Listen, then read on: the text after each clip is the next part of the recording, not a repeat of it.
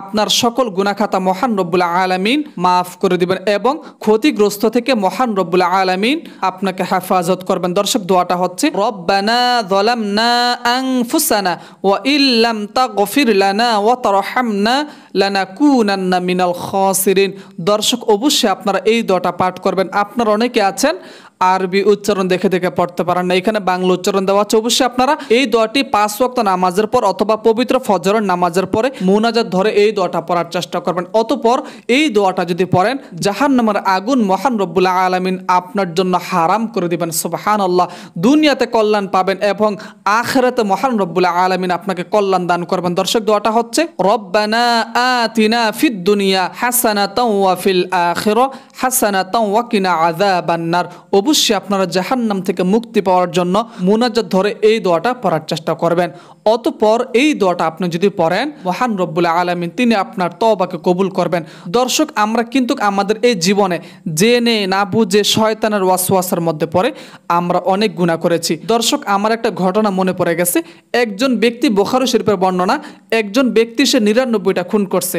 তো 99টা খুন করার পরে ওই ব্যক্তির মনের মধ্যে একটু অনুশোচনা যে আমি তো অনেক খুন খারাপি করেছি, আল্লাহ তাআলা কি আমাকে মাফ করবেন কিনা। তখন ওই ব্যক্তি একজন পণ্ডিতের কাছে গেলেন, তো গিয়ে বলতে লাগলেন যে ভাই, আমি তো 99টা খুন করছি, আল্লাহ তাআলা কি আমাকে মাফ করবেন কিনা।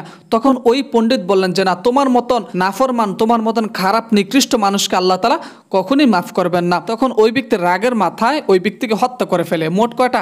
100টা খুন করছে। তখন ওই ব্যক্তির ভিতরে আরো অনুশোচনা জাগলো যে আমি তো একদিন মৃত্যুবরণ করব, কি জবাব দেব আমি আল্লাহর কাছে, কি নিয়ে আমি কবরের মধ্যে যাব। তখন ওই লোকটা ভালো হওয়ার জন্য ভালো একটা দেশের মধ্যে যেখানে গেলে সে ভালো হয়ে যাবে ওই জায়গার মধ্যে যাওয়ার জন্য তিনি রওনা হয়েছেন। ইতিমধ্যে তিনি মৃত্যুবরণ করেন। তখন জান্নাত থেকে ফেরেশতা আসেন এবং জাহান্নাম থেকে ফেরেশতা আসেন। তো জাহান্নামের ফেরেশতারা বলতেছেন এই লোকটা দুনিয়ার মধ্যে অনেক খারাপ কাজ করেছে, মানুষ হত্যা করেছে, এই জন্য তাকে আমরা জাহান্নামের মধ্যে নিয়ে যাব। আর জান্নাতের ফেরেশতারা বলতেছে যে না, এই মানুষটা ভালো হওয়ার জন্য, ভালো হওয়ার লক্ষ্যে তওবা করার জন্য, ভালো জায়গার মধ্যে যাওয়ার জন্য তিনি রওনা হয়েছেন, ভালো হওয়ার উদ্দেশ্যে, এই জন্য আমরা তাকে জান্নাতের মধ্যে নিয়ে যাব।